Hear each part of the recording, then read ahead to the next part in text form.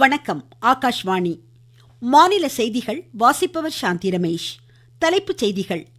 பிரதமரின் ரோஸ்கர் மேளா திட்டத்தில் 4 லட்சம் கோடிக்கும் அதிகமான வேலைவாய்ப்புகளை உருவாக்க 2 லட்சம் கோடி ரூபாய் அனுமதிக்கப்பட்டுள்ளதாக மத்திய அமைச்சர் டாக்டர் மான்சுக் மாண்டவியா தெரிவித்துள்ளார்.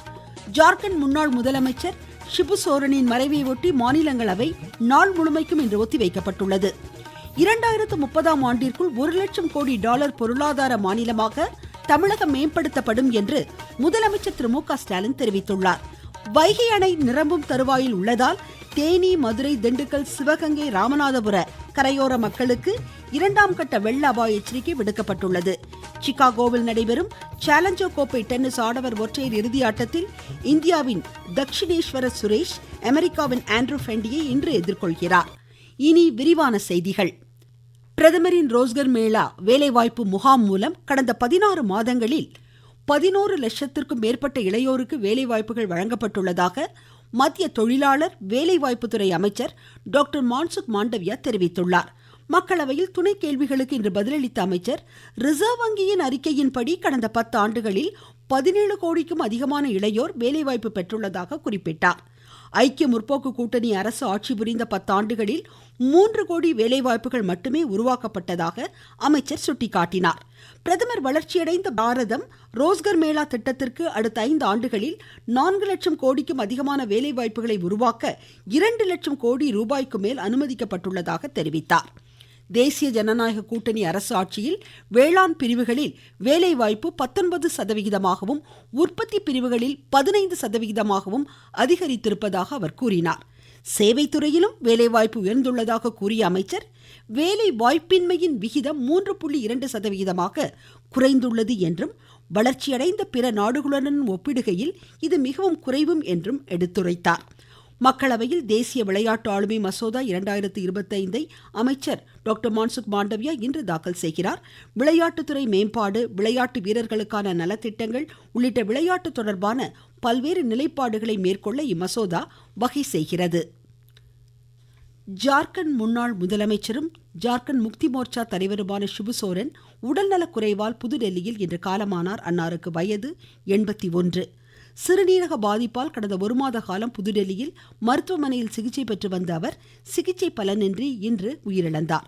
அன்னாரது மறைவிற்கு குடியரசுத் தலைவர் திருமதி திரௌபதி முர்மு, பிரதமர் திரு நரேந்திர மோடி உள்ளிட்டோர் இரங்கல் தெரிவித்துள்ளனர். ஷிபு சோரனின் மறைவு சமூக நீதி பாதையில் மிகப்பெரிய இழப்பாகும் என்று குடியரசுத் தலைவர் திருமதி திரௌபதி முர்மு கூறியுள்ளார். பிரதமர் வெளியிட்டுள்ள இரங்கல் செய்தியில், அடித்தட்டு மக்களின் தலைவராக திகழ்ந்து ஜார்க்கண்ட் முதலமைச்சராக உயர்ந்து மக்களுக்காக அளப்பரிய சேவையாற்றியவர் என்று கூறியுள்ளார். ஷிபு சோரனின் மறைவால் வாடும் ஜார்க்கண்ட் முதலமைச்சர் ஹேமந்த் சோரன் மற்றும் குடும்பத்தினருக்கும் தொண்டர்களுக்கும் தமது ஆழ்ந்த இரங்கலை தெரிவித்துக் கொள்வதாகவும் பிரதமர் குறிப்பிட்டார். ஷிபு சோரனின் மறைவையொட்டி ஜார்க்கண்ட் மாநிலத்தில் இன்று முதல் 3 நாட்கள் துக்கம் அனுசரிக்கப்படுகிறது. அரசு அலுவலகங்கள் இன்றும் நாளையும் மூடப்பட்டிருக்கும். ஜார்க்கண்ட் சட்டப்பேரவையின் மழைக்கால கூட்டத்தொடர் மறு தேதி குறிப்பிடப்படாமல் ஒத்திவைக்கப்பட்டுள்ளது. ஷிபு சோரனின் மறைவை ஒட்டி மாநிலங்களவை இன்று நாள் முழுமைக்கும் ஒத்திவைக்கப்பட்டுள்ளது. பீகாரில் வாக்காளர் பட்டியல் சிறப்பு திருத்தம் விவகாரம் உள்ளிட்ட பிரச்சனைகளில் எதிர்க்கட்சிகள் அமளியில் ஈடுபட்டதால் மக்களவை பிற்பகல் 2 மணி வரை ஒத்திவைக்கப்பட்டது. ரிசர்வ் வங்கி நிதி கொள்கையின் 3 நாள் கூட்டம் வங்கி ஆளுநர் திரு சஞ்சய் மல்ஹோத்ரா தலைமையில் மும்பையில் இன்று நடைபெறுகிறது. இந்த கூட்டத்தை தொடர்ந்து வரும் புதன்கிழமை ரிசர்வ் வங்கியின் 2 மாத நிதி கொள்கையை அவர் அறிவிக்க உள்ளார். ரெப்போ வட்டி விகித மாற்றங்கள் குறித்த அறிவிப்புகள் இதில் வெளியாகலாம் என எதிர்பார்க்கப்படுகிறது. பிலிப்பைன்ஸ் அதிபர் ஃபெர்டினண்ட் மார்கோஸ் 5 நாள் அரசுமுறை பயணமாக இன்று பிற்பகல் புதுடெல்லி வருகிறார். குடியரசுத் தலைவர் திருமதி திரௌபதி முர்மு, பிரதமர் திரு நரேந்திர மோடி, மத்திய வெளியுறவுத்துறை அமைச்சர் டாக்டர் ஜெய்சங்கர் உள்ளிட்டோரை நாளை சந்தித்து இருதரப்பு பேச்சுவார்த்தைகளை அவர் மேற்கொள்கிறார்.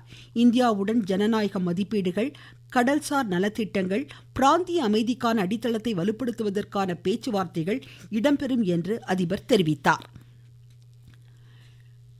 நீங்கள் கேட்டுக்கொண்டிருப்பது ஆகாஷ்வாணியின் மாநில செய்தி அறிக்கை. மோடி அரசின் 11 ஆண்டுகள். உலக பொருளாதாரத்தில் 4வது இடம். உலக தரத்திலான கட்டமைப்பு வசதிகள். 25 கோடிக்கும் மேற்பட்டோர் வறுமையிலிருந்து மீட்பு. 86 கோடிக்கும் மேற்பட்டோருக்கு இலவச உணவு தானியங்கள். அனைத்து துறைகளிலும் வளர்ச்சி, சேவை நல்லாட்சி, ஏழைகளின் நலன், இதுவே மோடி அரசின் தாரக மந்திரம். வளர்ச்சியடைந்த இந்தியாவிற்கான நரேந்திர மோடி அரசின் பயணத்தில் இது அமுத காலம். 2030ஆம் ஆண்டிற்குள் 1 லட்சம் கோடி டாலர் பொருளாதார மாநிலமாக தமிழகம் மேம்படுத்தப்படும் என்று முதலமைச்சர் திரு மு க ஸ்டாலின் தெரிவித்துள்ளார். தூத்துக்குடி மாவட்டத்தில் 16,000 கோடி ரூபாய் மதிப்பீட்டில் அமையவுள்ள மின்சார கார் உற்பத்தி தொழிற்சாலை இன்று துவக்கி வைத்து பேசிய அவர், தமிழகத்தில் தொழில் வளர்ச்சியை மேம்படுத்த சிறப்பு கட்டமைப்பு உருவாக்கப்பட்டுள்ளது என்றார். கடந்த 4 ஆண்டுகளில் 10.5 லட்சம் கோடி ரூபாய் முதலீடுகள் ஈர்க்கப்பட்டுள்ளதாகவும் அவர் குறிப்பிட்டார்.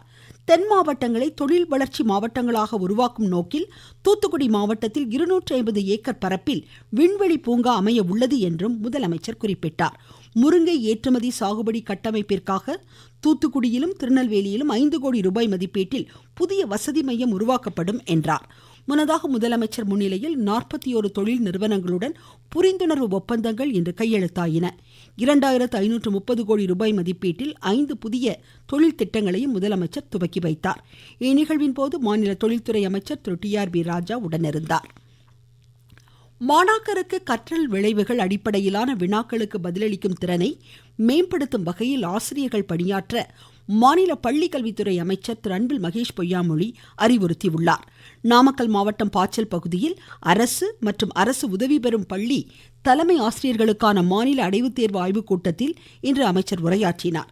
இம்மாவட்டத்தில் உள்ள 15 ஊராட்சி ஒன்றியங்களில் மாணாக்கரின் கற்றல் திறனறிவு தேர்வு குறித்து அவர் கேட்டறிந்தார். தமிழ்நாட்டில் பல்வேறு பகுதிகளில் மேம்படுத்தப்பட்ட அஞ்சல் தொழில்நுட்ப சேவைகள் இன்று முதல் செயலாக்கத்திற்கு வந்துள்ளன. இதன் ஒரு பகுதியாக விழுப்புரம் தலைமை அஞ்சலகத்தில் மேம்படுத்தப்பட்ட அஞ்சல் தொழில்நுட்ப சேவை இன்று தொடங்கியது. இதன் மூலம் கணினி மற்றும் செல்போனில் நேரடியாக கண்காணிக்க வகை செய்யப்பட்டுள்ளது.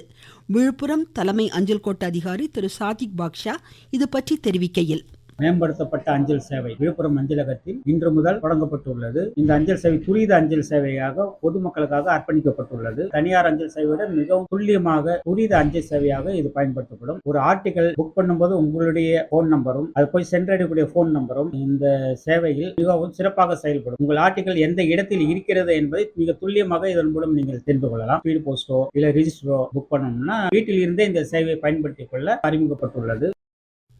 கள்ளக்குறிச்சி தலைமை அஞ்சலகத்திலும் மேம்படுத்தப்பட்ட தொழில்நுட்ப சேவையை விருதாச்சலம் அஞ்சல் கோட்ட கண்காணிப்பாளர் திரு ஜெய்சீலன் இன்று துவக்கி வைத்தார். மதுரை இரணியம் ஊராட்சி ஜாங்கிட் நகரில் புதிய நியாய விலைக் கடையை மாநில வணிக வரி பதிவுத்துறை அமைச்சர் திரு மூர்த்தி இன்று பொதுமக்கள் பயன்பாட்டிற்காக திறந்து வைத்தார்.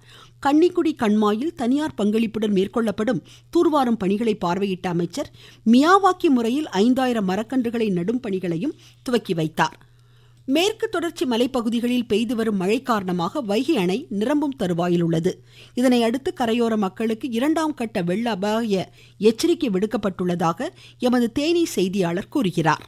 தென்மேற்கு பருவமழை காரணமாக வைகை அணை நீர்மட்டம் அதன் முழு கொள்ளளவான 71 அடியை நெருங்குகிறது. தற்போது அணையின் நீர்மட்டம் 68.50 அடியை எட்டியதால் 2வது கட்ட வெள்ள அபாய எச்சரிக்கை விடப்பட்டுள்ளது. இதனால் தேனி, மதுரை, திண்டுக்கல், சிவகங்கை மற்றும் ராமநாதபுரம் ஆகிய மாவட்டங்களில் உள்ள வைகை ஆற்றின் கரையோர மக்கள் எச்சரிக்கையுடன் இருக்க அறிவுறுத்தப்பட்டுள்ளனர். அணை முழு கொள்ளளவை எட்டியதும் இறுதி வெள்ள அபாய எச்சரிக்கை விடப்பட்டு உபரி நீர் திறக்கப்படும் சூழல் உள்ளதால் வைகை ஆற்றில் பொதுமக்கள் யாரும் இறங்கவோ குளிக்கவோ வேண்டாம் என நீர்வளத்துறை சார்பில் தெரிவிக்கப்பட்டுள்ளது. தேனியிலிருந்து ராஜ்குமார். தூத்துக்குடி தூய பனிமயமாதா பேராலயத்தின் 443வது ஆண்டு பெருவிழாவின் முக்கிய நிகழ்ச்சியான மாதாவின் சொரூப பவனி நாளை நடைபெறுகிறது. சிகாகோவில் நடைபெறும் சேலஞ்சர் கோப்பை டென்னிஸ் போட்டியின் ஆடவர் ஒற்றையர் இறுதி ஆட்டத்தில் இந்தியாவின் தக்ஷினேஸ்வர சுரேஷ் அமெரிக்காவின் ஆண்ட்ரூ ஃபெண்டியை இன்று எதிர்கொள்கிறார். ஜெர்மனி சேலஞ்சர் கோப்பை டென்னிஸ் போட்டியின் ஆடவர் ஒற்றையர் முதல் சுற்றில் இந்தியாவின் சுமித் நாகல் ஆஸ்திரியாவின் ஜூரிஜ் ரோட்னோவுடன் இன்று மோதுகிறார். லண்டன் ஓவலில் இந்தியாவிற்கு எதிரான 5வது இறுதி டெஸ்ட் கிரிக்கெட் போட்டியில் இங்கிலாந்து வெற்றி பெற மேலும் 35 ரன் எடுத்தாக வேண்டும். 374 வெற்றி இலக்குடன் 4ஆம் நாள் ஆட்டத்தை நேற்று தொடர்ந்த இங்கிலாந்து ஆட்ட நேர இறுதியில் தனது 2வது இன்னிங்ஸில் 6 விக்கெட் இழப்பிற்கு 339 ரன் எடுத்திருந்தது. 5ஆம் நாள் ஆட்டம் இன்று பிற்பகல் தொடர்ந்து நடைபெறும். மீண்டும் தலைப்புச் செய்திகள். பிரதமரின் ரோஸ்கர் மேளா திட்டத்தில் 4 லட்சம் கோடிக்கும் அதிகமான வேலைவாய்ப்புகளை உருவாக்க 2 லட்சம் கோடி ரூபாய் அனுமதிக்கப்பட்டுள்ளது என்று மத்திய அமைச்சர் டாக்டர் மன்சுக் மாண்டவியா தெரிவித்துள்ளார். ஜார்க்கண்ட் முன்னாள் முதலமைச்சர் ஷிபு சோரனின் மறைவை ஒட்டி மாநிலங்களவை நாள் முழுமைக்கும் இன்று ஒத்திவைக்கப்பட்டது. 2030ஆம் ஆண்டிற்குள் 1 லட்சம் கோடி டாலர் பொருளாதார மாநிலமாக தமிழகம் மேம்படுத்தப்படும் என்று முதலமைச்சர் திரு மு.க. ஸ்டாலின் தெரிவித்துள்ளார். வைகை அணை நிரம்பும் தருவாயில் உள்ளதால் தேனி, மதுரை, திண்டுக்கல், சிவகங்கை, ராமநாதபுரம் மாவட்ட கரையோர மக்களுக்கு 2ஆம் கட்ட வெள்ள அபாய எச்சரிக்கை விடுக்கப்பட்டுள்ளது. சிகாகோவில் நடைபெறும் சேலஞ்சர் கோப்பை டென்னிஸ் ஆடவர் ஒற்றையர் இறுதி ஆட்டத்தில் இந்தியாவின் தக்ஷினேஸ்வர சுரேஷ் அமெரிக்காவின் ஆண்ட்ரூ ஃபெண்டியை இன்று எதிர்கொள்கிறார். இத்துடன் இந்த செய்தியறிக்கை முடிவடைந்தது.